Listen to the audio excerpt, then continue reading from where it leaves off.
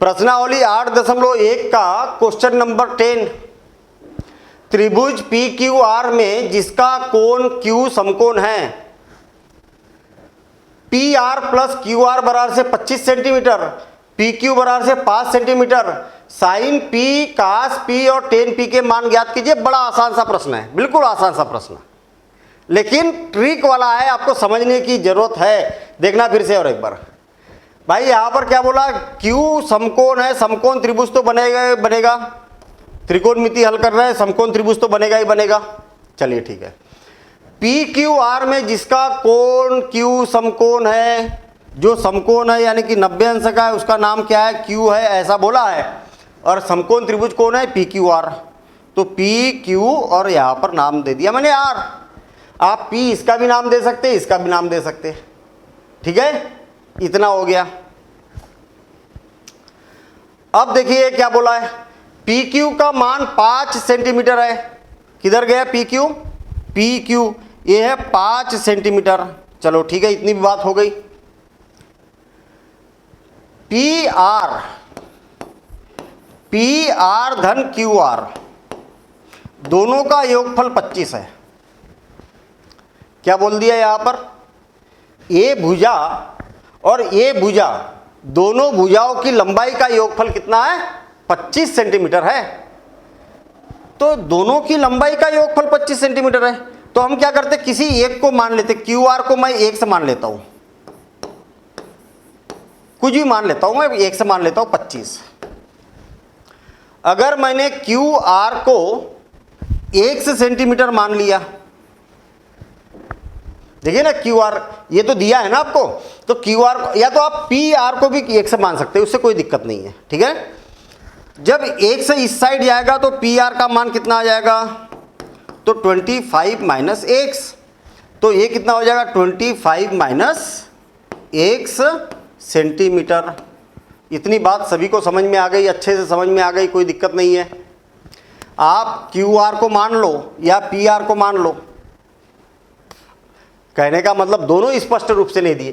कहने का मतलब यहां पर यह हुआ कि आपको बोला कि रोहित ने और धोनी ने दोनों मिला के 25 रन बनाए।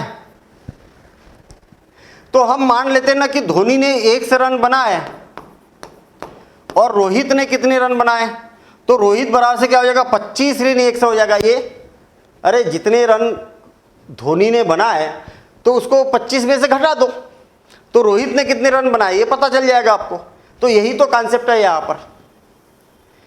तो हम यहाँ पर बोलते कि दिया है, क्या दिया है, पी क्यू बराबर से 5 सेंटीमीटर और P R plus Q are बराबर से 25 सेंटीमीटर। और हम क्या करते हैं, पी आर धन एक्स बराबर से 25 सेंटीमीटर। हमने क्या किया, क्यू आर बराबर से एक्स मान लिया, 1 सेंटीमीटर माना, ठीक है, ऐसा काम कर दिया हमने। तब पी आर बराबर से कितना हो जाएगा, पी आर बराबर से 25 ऋण एक्स। तो हमारे पास में ऐसे यहां पर मान आ चुके हैं। इसको मैं शिफ्ट कर देता हूं ऊपर, ये हो गया। अब मुझे एक बात बताइए कि आपको इस भुजा का मान मालूम है क्या, हाँ 5 सेंटीमीटर। इसका मान मालूम है क्या, हाँ एक्स के रूप में मालूम है, लेकिन पूरी स्पष्ट रूप से नहीं मालूम। और ये भी एक्स के रूप में मालूम है, मतलब स्पष्ट रूप से इस भुजा का मान और इस भुजा का मान हमें नहीं मालूम। और जब नहीं मालूम तो क्या किया जाएगा, पाइथागोरस प्रमेय लगाया जाएगा। तो हम यहां पर बोलेंगे कि समकोण त्रिभुज, अब समकोण त्रिभुज ये कौन सा, पी क्यू आर है, पी क्यू आर में क्या हो जाएगा, पाइथागोरस प्रमेय से, पाइथागोरस प्रमेय से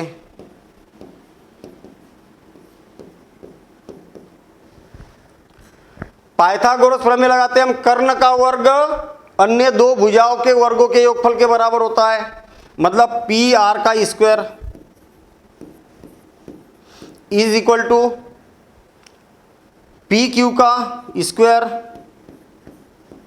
प्लस क्यू आर का स्क्वायर, क्यू आर का स्क्वायर। पी क्यू का मान मालूम, पी आर का मान मालूम है क्या? हाँ मालूम है ना, 25 माइनस एक्स का whole square is equal to P Q का मान मालूम है 5, तो 5 का वर्ग धन एक्स है इसका मान, तो एक्स का वर्ग। अब आप देखिए a minus b whole square, क्यों a minus b whole square, मज़ेदार काम हो गया। आपको मालूम है सूत्र, a minus b whole square का सूत्र होता है a square plus b square minus 2ab, ये सूत्र होता है भैया। और ये 9th क्लास से पढ़ते आ रहे, 8th क्लास में भी था ये सूत्र।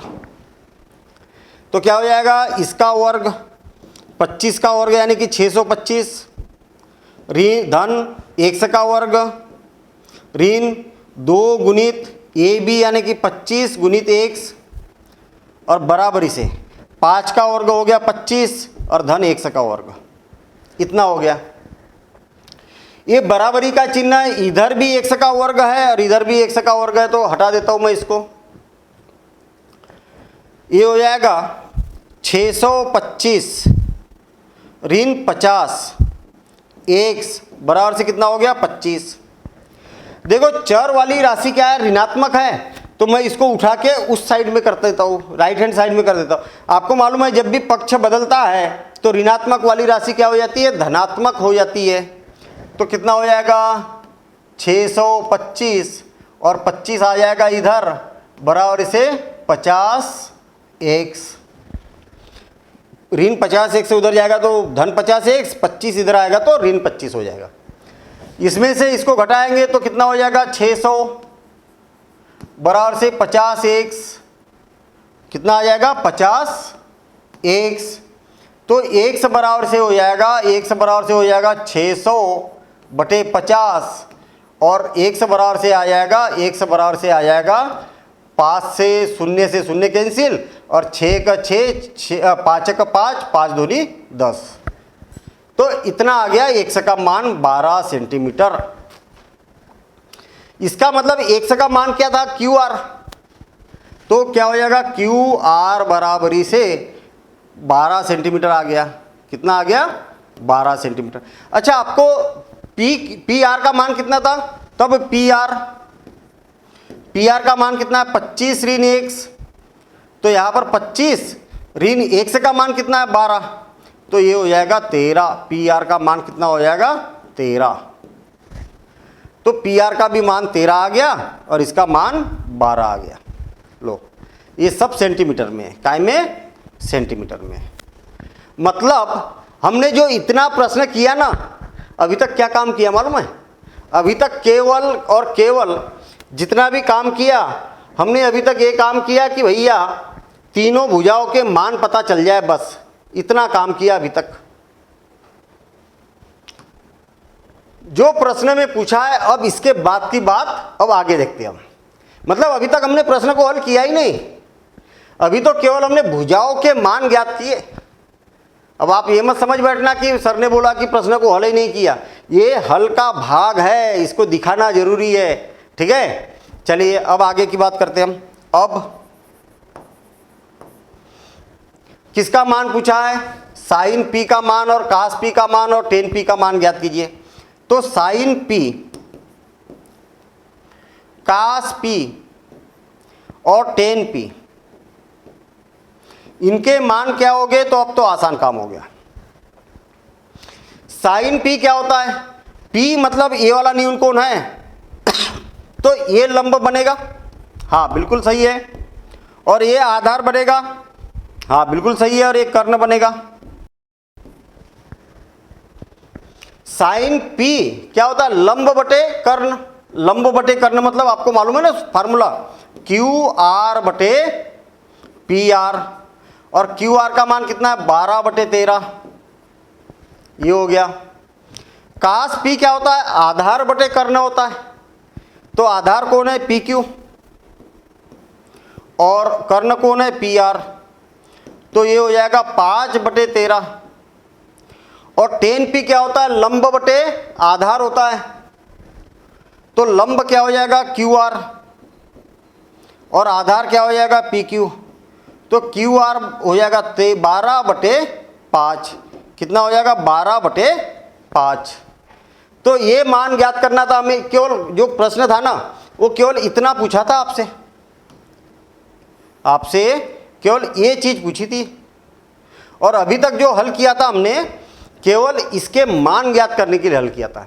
तो जो उत्तर है हमारा वो इतना है, और इसको आप नोट करिए प्रॉपर, और एग्जाम में आता है तो सेम एग्जैक्ट सेम इसी प्रकार से आपको प्रॉपर लैंग्वेज और इंप्लाइज और वो सारी चीज़ें आपको लगाते हुए चलना है, तब पूरे नंबर मिलेंगे। बिल्कुल आसान काम है, आपको ऐसी ही प्रैक्टिस भी करना है।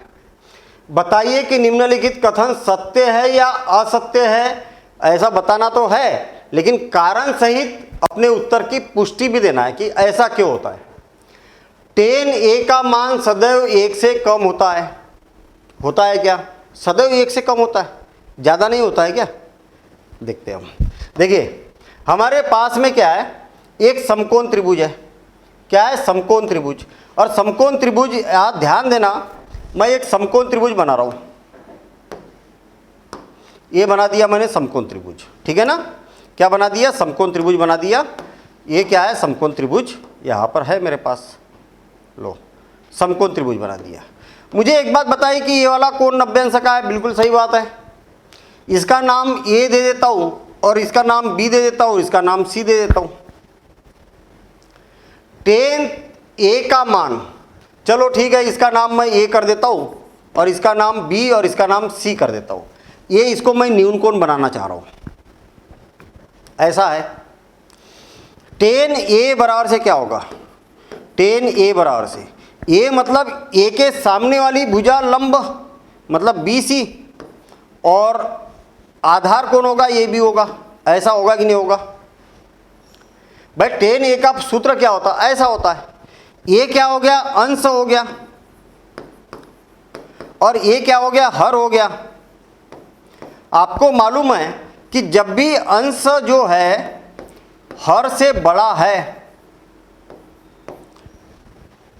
तब इस भिन्न का मान क्या होगा? अरे अंश का मान हर से बड़ा है, तब इस भिन्न का मान क्या होगा? 1 से बड़ा होगा। भिन्न क्या होगा? भिन्न क्या होगा? 1 से बड़ा होगा। होगा कि नहीं होगा? हाँ बिल्कुल सही है। और जब अंश का मान हर से छोटा होगा, तब भिन्न क्या होगा? भिन्न भी 1 से छोटा होगा। ये बात तो सभी लोग जानते हैं ना। जैसे मैं उदाहरण के लिए बताता हूं कि 3/4 ये क्या है? 1 से छोटा है कि नहीं? 1 से छोटा है कि नहीं? 3/4 1 से छोटा है। क्यों? क्योंकि अंश का मान हर की अपेक्षा छोटा है। अरे आप 3 को 4 से भाग देंगे तो 0 कुछ आएगा कि नहीं? 0.75 वगैरह कुछ आएगा? हाँ, 0 आ गया, मतलब यानी 1 से छोटा है। और जब अंश का मान बड़ा है हर से, तो 1 कुछ आएगा जब भाग देंगे तो ये क्या हो जाएगा? 1 से बड़ा हो जाएगा। अब ये बताइए कि क्या हमेशा 10a का मान अंश बड़ा रहता है और हर छोटा रहता है क्या? क्यों? अब देखिए, अंश क्या हो गया? बहुत बड़ा है और हर छोटा है। तो ऐसे स्थिति में अंश का मान मतलब BC का मान हर की अपेक्षा बड़ा है, तो मान क्या होगा? 1 से बड़ा आएगा। और जब अंश क्या होगा? हर से छोटा हो जाएगा। जब अंश मतलब BC का मान AB से छोटा हो जाएगा, तो इसका मान क्या होगा? 1 से छोटा होगा। तो कहने का मतलब 10a का मान क्या सदैव 1 से कम होता है क्या? नहीं, कभी ज़्यादा भी हो जाता है। तो इसका कारण कैसे स्पष्ट देंगे? पहली बात तो यहाँ पर हम बोल सकते हैं कि यह कथन कैसा है? असत्य है। कैसा है? असत्य। ये तो बता ही दिया हमने। कारण कैसा देखेंगे? चूंकि 10a बराबर से लंब बटे आधार होता है, और समकोण त्रिभुज में लंब का मान कभी आधार से बड़ा भी हो सकता है, कभी लंब का मान आधार से छोटा भी हो सकता है। इसलिए 10a का मान सदैव 1 से कम नहीं होता है। ऐसा हम स्पष्ट यहाँ पर कारण दे देंगे। चलिए ठीक है, आगे बढ़ते हैं। कोण a के किसी मान के लिए सेक a का मान 12/5 हो सकता है क्या? पहली बात तो सेक ए का सूत्र क्या होता है, ये बात देखिए। सेक ए ये होता है कर्ण बटे आधार, ये होता है सूत्र इसका। यहां पर सेक ए मतलब कर्ण बटे आधार। हमेशा जो समकोण त्रिभुज में कर्ण जो होता है वो आधार से बड़ा ही तो होता है। अरे कर्ण जो होगा वो हमेशा आधार की अपेक्षा बड़ा ही तो रहेगा, छोटा बना ही नहीं सकते आप। कर्ण को आधार की अपेक्षा छोटा बना ही नहीं सकते। तो ये बात सत्य हुई ना कि जो 12/5 हो सकता है भैया सेक का मान, तो ये बात बोल देंगे हम सत्य है। क्या है? सत्य है। कारण क्या देंगे हम जानते हैं कि सेक ए का मान कर्ण बटे आधार होता है और कर्ण का मान सदैव आधार की अपेक्षा बड़ा ही होगा, ऐसा हम यहां पर लिख सकते हैं। अब अगला, कास ए कोण ए के कोसेकेंड के लिए प्रयुक्त होता है? नहीं, कास ए तो कोसाइन का 60 फॉर्म है, संक्षिप्त रूप है। कोसेकेंड किसको बोला जाता है? कोसेकेंड कोसेक को बोला जाता है, इसलिए ये कथन कैसा हो जाएगा? असत्य हो जाएगा। आपको मैंने बेसिक में ये सारे रूल बताए थे। साइन को SINE बोला जाता है साइन, कास को कोसाइन बोला जाता है, टेन को टेंजेंट बोला जाता है, कॉट को कोटेंजेंट बोला जाता है, सेक को सेकेंड और कोसेक को कोसेकेंड। तो यहाँ पर क्या है? कोसेकेंड है, तो यानी कि इसको कोसेक बोला जाता है। इनने बोला है कि कॉस। कॉट ए जो है कॉट इंटू ए का गुणनफल होता है, ये है क्या सही बात? कॉट ए का मतलब क्या होता है? कॉट ए कॉट गुणित ए होता है क्या? नहीं, कॉट ए का मतलब होता है ए न्यून कोण ए के लिए कॉट का मान, ये गुणनफल नहीं होता है। यानी कि ये भी बात क्या हो जाएगी? असत्य होगी। ये क्या हो जाएगी? असत्य। किसी भी कोण थीटा के लिए साइन थीटा बराबर से 4/3 हो सकता है क्या? साइन थीटा बराबर से क्या होता है? लंब बटे कर्ण होता है ना। और लंब का मान 4 है, कर्ण का मान 3 है, ऐसा हो सकता है क्या? नहीं हो सकता है। तो हम यहां पर बोलेंगे कि लंब का मान कभी भी कर्ण से ज्यादा नहीं हो सकता है, अतः यह कथन क्या है? असत्य है। क्यों है? और इसके कारण सहित आपको यहां पर देना है। तो इस प्रकार से हमारी यहाँ पर प्रश्नावली एक पहली सीढ़ी हम चढ़ चुके हैं, ऐसा बोल सकते हैं। कहने का मतलब क्लास 10th का त्रिकोणमिति हमने स्टार्ट किया था, इसकी पहली प्रश्नावली हम कर चुके हैं। पहले हमने पूरा बेसिक कॉन्सेप्ट पढ़ा, उसके सूत्रों को कैसे उत्पन्न होता है ये देखा, इसका इतिहास देखा कि ये उत्पन्न कैसे हुआ, इन सारे सूत्रों को याद कैसे रखना है, ये सारी बातें देखी हमने। इसके सारे एक एक उदाहरण को हल किया, हर एक प्रश्न को हल किया। आपको प्रॉपर तरीके से नोट्स बनाते हुए चलना है और उसको प्रैक्टिस करना है। तो आप देखेंगे कि बड़े आसानी से आप 10th क्लास टॉप कर सकते हैं, अगर मैं जितनी बातें बता रहा हूँ उतनी बातें अगर आप ध्यान में रखेंगे और वैसी ही प्रैक्टिस करेंगे तो गारंटी है आप टॉप कर लेंगे। ठीक है ना? तो थैंक यू। मिलेंगे हम अगली क्लास में। अगली क्लास में मतलब अगले एक्सरसाइज के बेसिक के साथ में। Thank you, all the best.